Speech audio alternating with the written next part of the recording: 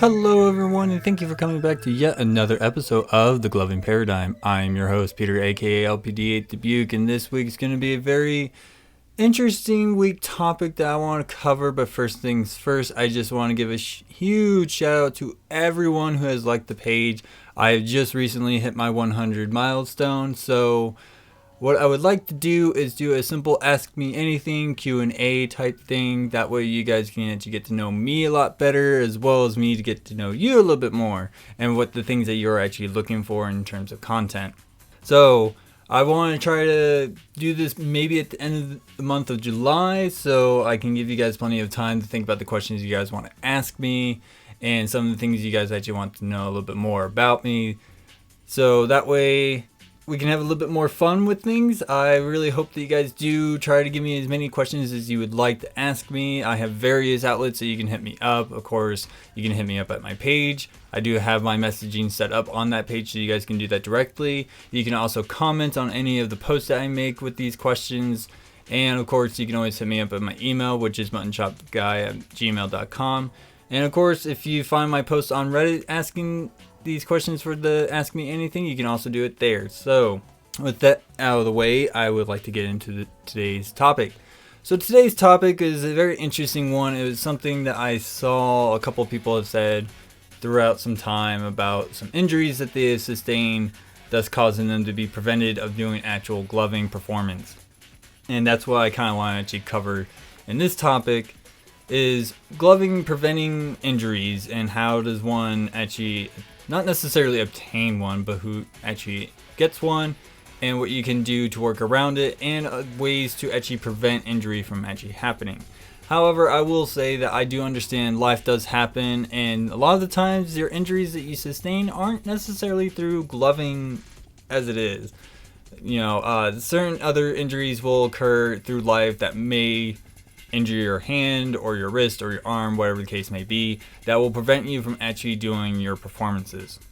Okay, and I understand that it is a heavy burden, that you are literally kind of stuck in this limbo state, but what I would like to do is actually give you some ideas to keep you working on your gloving capabilities while you're working through your healing process. Okay, so the first thing I definitely want to do is actually kind of read off some anecdotes that I got from people asking the question about their gloving related injury that kept them from gloving, and how they kind of worked through it. Okay, so the first one I actually want to just kind of go out there, and this person said, when I started getting into gloving, I also started playing soccer and had a wrist injury from getting my hand stepped on as a goalie. Had a wrist brace for 6+ months, would still put on gloves under the wrist brace and give shows, couldn't tut, which was my favorite style, ended up getting into conjuring because of the low impact it had on my wrist and hand, ended up falling in love with the style, and it's still my main bay.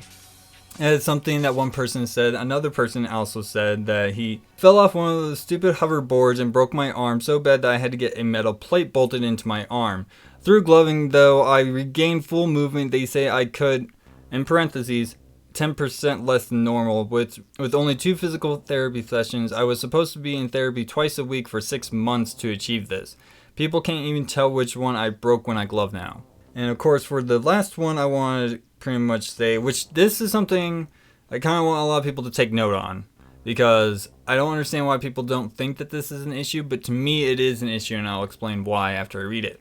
This person actually posted saying, I don't know if this counts as an injury, but for my ex, I nearly worked myself to death with no time to spare for myself until I reached a point of crippling depression. I even stopped fully listening to music. It took me 3 years to realize this. Support was the key here for me. I'm just now getting slowly back into it. Okay, so to a lot of my faithful listeners who have been listening with me from the beginning, you all know that I am prior military. Okay, and it's something that still irks me to this day, that people sit there and think things like depression and anxiety or any mental distress is not an injury. And I can certainly tell you from my own experience with dealing with hypermanic anxiety and manic depression as it is an injury that people do have to work through. And it kind of irritates me so much that people want to play these mental conditions off like some fluke thing that can be, the lack of a better phrase, if you guys ever seen the movie The Help, there's a scene where Skeeter, who's the main protagonist, is talking to her mother because she hasn't found a date yet. And her mother kind of confronts her about her sexuality and brings up this point where, like, there's a cure, there's a special brewed tea. That's something that drives me up the wall when people think about that with depression. It's just like, oh, you're depressed, here, just take this pill and you should just feel better, and not do any extra work to make yourself better as a whole. You know, it really it really irks me when people kind of have that mentality, because they're just looking at such a surface level thinking that they think solutions can just, you know, be in a pill and just be like everything's good to go, when that's not really the case.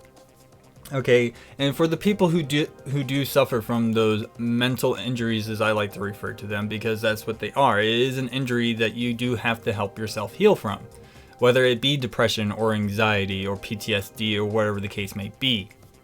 Now, I can understand there are certain conditions out there that cannot be repaired, but through perseverance, which is the key to everything in gloving in my opinion, they will be able to achieve something that they can be grateful for.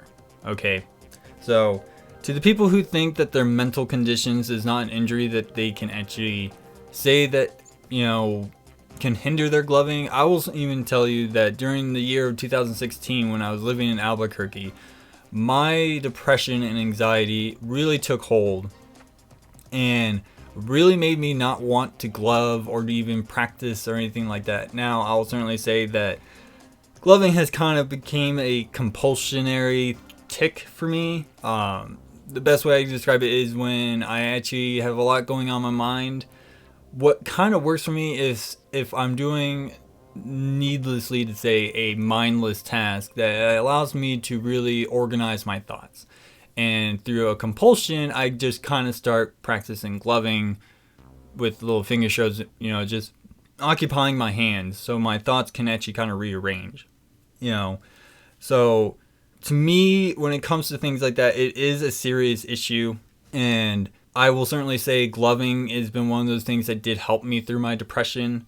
And of course, there's other factors in play, such as like my husband supporting me and actually helping me through it a lot. But gloving was an expressive outlet that allowed me to release that pent up energy of whatever emotions that was literally eating me from the inside out. And one of those things that I do want to tell people when it comes to even stopping listening to music, please don't stop listening to music.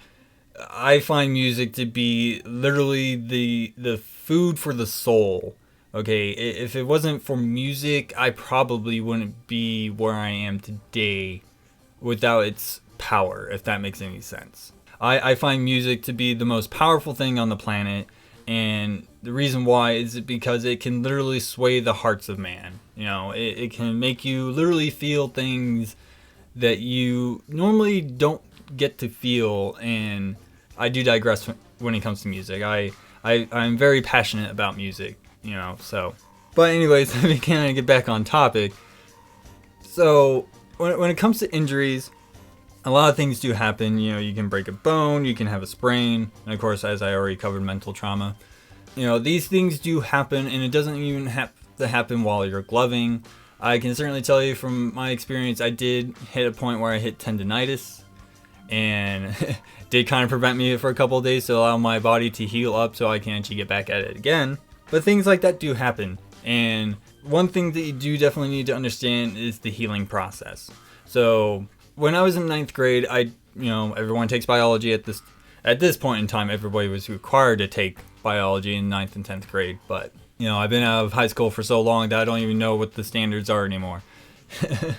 So in biology, I learned that there are certain processes that happen to the body when it's going through its healing process. And one of the things that I learned through that is movement actually helps speeds up the healing process. And the reason why it does is because you're actually allowing more blood to actually get to those parts that needs to be healed, and telling the body that, yeah, this part's moving and it's going through the healing process.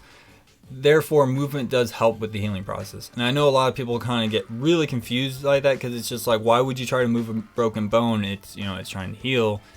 Why does movement make it heal faster? Well, of course, blood doesn't only carry oxygen. It actually carries other ingredients that the body needs, so it actually releases into it. So movement does help. So just as for example, let's just say you broke your hand and you have your fingers able to move just a little bit to like touch your thumb. Okay, that's something you should be doing pretty much almost every other day, is just kind of moving your fingers to touch your thumbs to do the little pinching thing, and it helps speed up the process.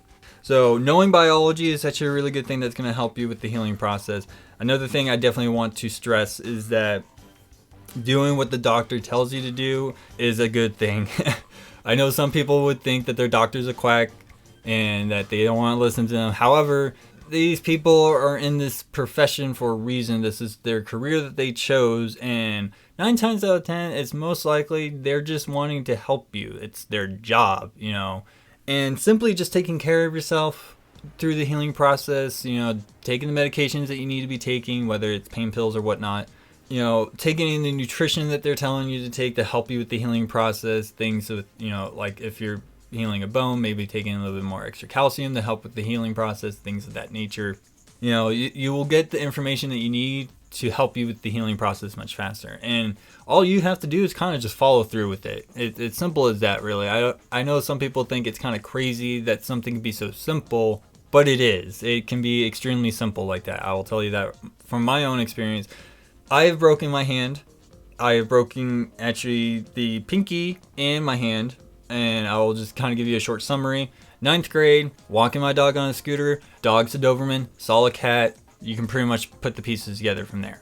Okay, now luckily this happened before I was gloving now, and I do wish I was gloving when this did happen, because now with some of the scar tissue, some of my pinky tendon and my ring finger on my right hand are now kind of fused together, so I can't necessarily move my pinky all on its own to a full close without my ring finger moving along with it.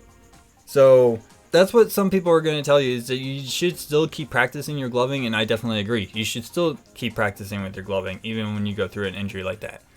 But some people are probably going to ask, how do you do that? Well, it's actually, in my opinion, kind of actually really fun to do this, because as Mark Rosewater has once said, restriction breeds creativity. So working around the obstacle of your injury is going to help you actually draw up new ideas for concepts, okay? So working around the injury is going to be the greatest thing that you can do. And of course, you know, restriction breeds creativity. So something that I would say, let's just say I broke a hand. Okay, it's in a cast. I can't really bend my wrist or anything, so what am I going to practice on? So what I actually like doing is deconstructionalism when it comes to concepts. So let's just say, let's take King Tutting for example. Well, since my right hand is pretty much sealed in spot, I can't really bend my wrist. What am I going to do to help me work on concepts and ideas? Well, rudimentary concept creation is pretty much where I'm going to get to that. Okay, so following my example, I'm going to hold my hands up, and they're just going to be, you know, the same length as my arm. You know, they're going to be in the same position and everything. What I'm going to do is literally break down King Tutting where it's so basic, it's not even funny, you know.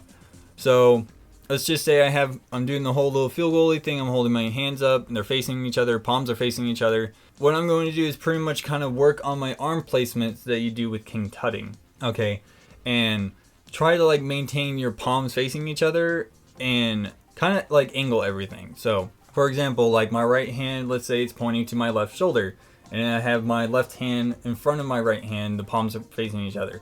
Then I'm going to like twist my arms so they shift position. Now my left hand is pointing to my right shoulder and my right hand's pointing straight up. You know, and then maybe shift it down so my right hand's pointing forward as my left hand's pointing to the side, and then move around. Like things of that nature. You know, where you literally break down the components of the concept to its basic parts so you can actually analyze how things work.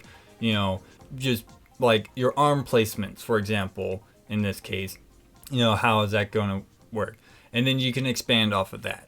Okay, so that's some of the ideas I kind of, well, I know that's not all the greatest ideas, but it's just something as an example that I can think of off the top of my head. Okay, so things of that nature you want to think about. If you can actually like move your fingers. You can probably work on liquid and stuff. That's totally fine.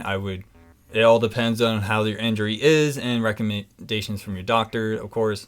But one thing I do kind of want to talk about is ways of preventing injury. So, of course, being extremely careful outside of the gloving performance is going to be the easiest thing to do. However, life tends to happen and unexpected plot twists tends to happen. That's just how life is sometimes. Okay, so one of the basic things you can definitely do to avoid injury from your gloving practices is stretching before and after.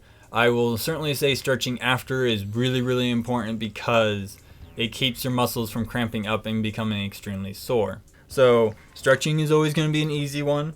Nutrition is also important. Everybody tends to forego nutrition for some unknown reason that I can never understand why, but it is important. It needs to be done. You do have to keep up with your nutrition. Otherwise, you're going to be burning calories, and if you're not replacing those calories, that's not really good. And especially if you're burning a lot of your muscle tissue doing these practices, and you're not taking enough proteins and amino acids to help rebuild your muscles, you're just, as South Park put it, you're going to have a bad time. Okay, so nutrition is extremely important. Drinking plenty of fluids is extremely important. I will certainly say you don't have to drink just water. We are being very active, so you can do Gatorade. Just do not overload on it because it's overloaded with sodium, so on and so forth. I'm not going to get into that. But, replacing your electrolytes, replacing your fluids, replacing all the vitamins and minerals that you are sweating out doing these performances, you do have to replace. And I'm not saying that you should be bringing a meal with you to the festival, but a multivitamin can help. I will certainly say having something as simple as a multivitamin that kind of covers a grand spectrum of vitamins that you're going to be pretty much expelling from your body, you would want to have that. It's really simple. You can just buy it sealed, and when you get it through the festival and show it sealed, then you're good to go.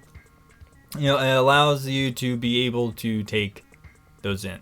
Okay, so one final thing I will definitely want to express to everybody is that there's certain techniques that I've been kind of picking up from various fitness programs, I guess is how I would put it. But to my listeners who have been listening to me a while, you guys do know that I kind of follow along Brian Shaw, who's the 4-time World's Strongest Man winning competitor. I find his content on YouTube to be entertaining, hilarious, especially when he gets other people on there.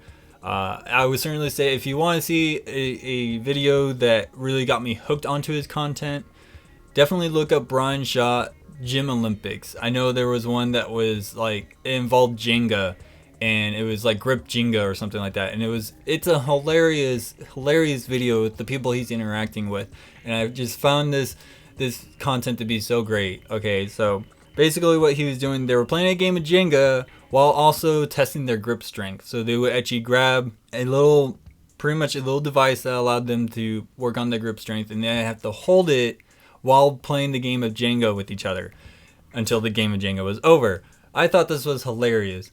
But there were a lot of things I've actually learned from him during his fitness. Okay, so one of the things that he likes to do is what he calls the hot cold treatments. So he will get into a hot bath, be in there for a few minutes, and then go jump into an ice cold bath for a few minutes and kind of repeat this process for a little while. He says this helps with the healing process. It helps with your muscles not getting so achy, yet also being able to kind of have a rudimentary way of stretching without actually stretching. And I know that's kind of weird to say, but kind of follow along with me here.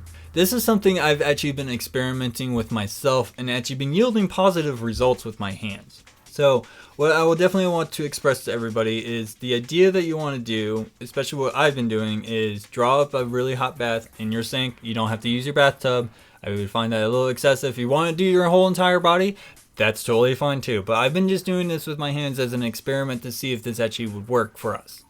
So what I would do is I would have a really steaming hot sink bath for my hands, and then I would have a bunch of ice and extremely cold water in the other. I would stick my hands in the hot water for about 3 to 4 minutes, and then I would do 5 minutes in the cold water and do that for about a good 20 to 30 minutes. And I will certainly say I've been yielding a lot of good results. The next day when I wake up, my hands feel a little bit more limber than they have been. They feel much better. They actually feel stronger in that sense. So there are things that we can take from, fitness people with their kind of techniques of what they do for their muscles. Granted, I will certainly say that our hands have a lot of muscles in them and not a lot of people use them. In that extent, we're like strongmen or powerlifters or whatever fitness style competitions people do. However, I do feel like learning ideas and taking ideas from outside sources is a really good thing for people to do with their gloving. And this is something I've actually been enjoying doing because it allows my hands to heal much better, and I actually feel like I can go on a whole nother day just doing nothing but gloving. So it's something I definitely want to kind of share with you guys from my own experiences, what I've been doing to help with preventing of injuries. Okay, so that's pretty much all I have to say on this episode. I do really hope you guys have enjoyed the content I've been creating.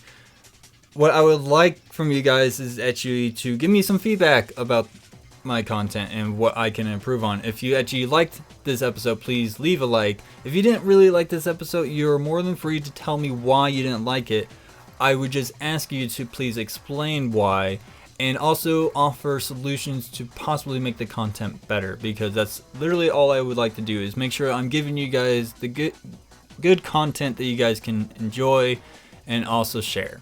Okay, so if you can also do me the courtesy of actually sharing my stuff, it is literally no cost to you. All it costs is just a little bit of your time. I can certainly tell you from my own experience, it only takes about 10 seconds to fully share a post if you want to add anything on top of that. So if you can be so kind to do that for me, that would be most appreciative.